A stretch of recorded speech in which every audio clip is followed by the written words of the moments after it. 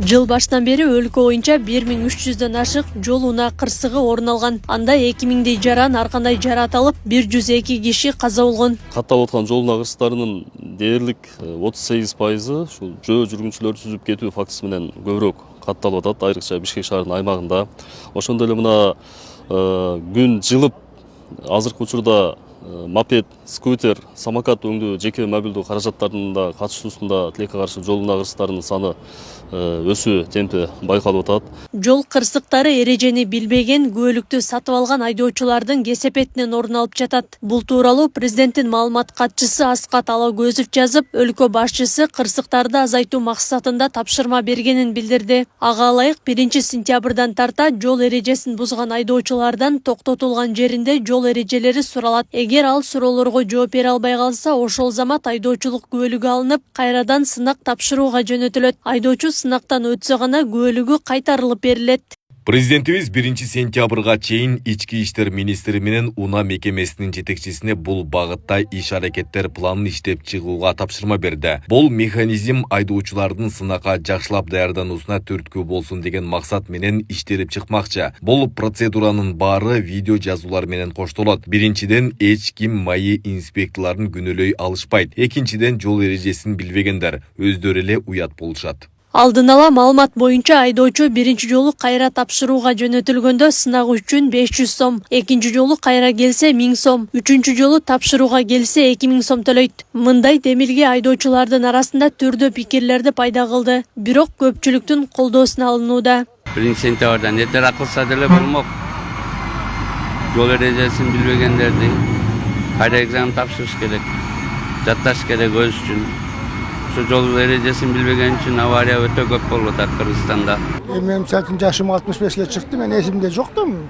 Мен 20 жашымда окугам. Мен туура эместерди ойлойм. Себеби жашым өткөн, эми жаш азыркы окуп чыккандардан сураса болот эми. Элиттен ашкандан кийин атыңды зорго табасың, анан ол эми знактарды билиш кыйын. Эми основной знактарды билебиз эми көп. 50%-нан кийинки жагын эмелерди билбейбиз да. Эрежесин сактабагандыктан келип чыгып атса керек да, ошо нерсечи. Эрежесин көбү билбейт. Ага карабай айдайт, правиланы буза беришет. Экзамен тапшырса, өтсө алат правасын, өтпөсө айдоочулук күбөлүгүнөн ажырайт. Туура эле болуп атат. Серепчилер бул демилге оң жыйынтык берерине үмүт артышат. Анткени мурда кийин окуган айдоочулардын билимин текшерип туруу алгач унаа башкаргандардын жана жүргүнчүлөрдүн коопсуздугу үчүн маанилүү экенин айтышат. Буга чейин айдоочулук көлүктөрдү сатып алган учурлар көбөйүп кеткен. Анан Союз убагындагы эски шопурлар дагы азыркы жаңы эрежелердин көбүн билбейт. Эми ушул багытта ишти жүргүзсөк, азыркы күндөгү жаңы жол эрежелерин баягы көп эмелер киргизилди да азыр. Мына жолдор чоңойду, кеңейди дегендей белгилер пайда болду жаңы. Ушулардын бардыгын билүүгө милдеттүү болушат да. Жана бул менин ишенимимде айдоочулардын жоопкерчилигин көбөйтүү менен бул элдин дагы коопсуздугун камсыздоого алып келет да. Бул система мурда бар эле. Көп нарушение кылгандарды экзаменге жөнөтчү.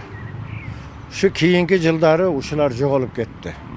Буну кайра ордуна восстановить этилип жаткандыгы өтө сонун. Ушуну тезирээк ишке ашырса, айдоочулар өздөрү деле түздөнүп калмак. 90-жылдардан кийин айдоочулук күбөлүктөр сатылып, көптөр эрежени билбей автоунаа башкарып, алардын айынан жол кырсыктары көбөйгөнү себеп болгону айтылган. Алагөзов 2020-жылга чейин айдоочулук күбөлүк 15-20 миң сомдон сатылып келген жазган. Азыр бул көрүнүш токтоп, баары айдоочулук күбөлүктү чындап окуп ала баштаганын кошумчалаган. Акылай Карабаева, Замирбек Тойчубаев, Регион.